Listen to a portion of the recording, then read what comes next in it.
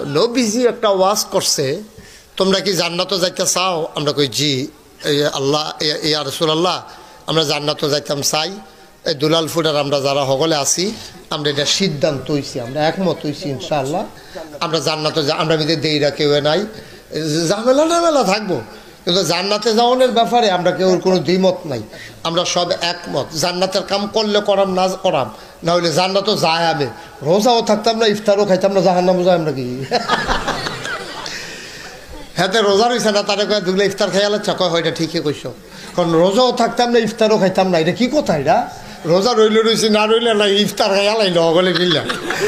আমরা কারবার হয়েছে এইরকম, জান্নাতও গেলে যায়, না গেলে জান্নাতের কাম আমরা করতাম রাজি না, কিন্তু জান্নাতও যাওয়ানোর লাগে হগলে রেডি, ঠিক কিনা কও?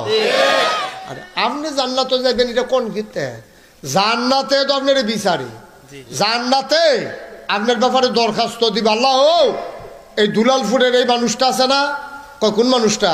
কয় যাবাটা ফাঁস ওয়াক্ত নামাজ ইয়া মসজিদও পড়ে। আমি কইলাম এবারের ব্যাপার আমার কথা আছে। তো আল্লাহ কইব কি কথা? কবে এবারে মরতে দেরি, এবারে কিন্তু আমি জান্নাতের ভিতরে দেওয়ান লাগবো, এটা কইলাম আমার আবদার।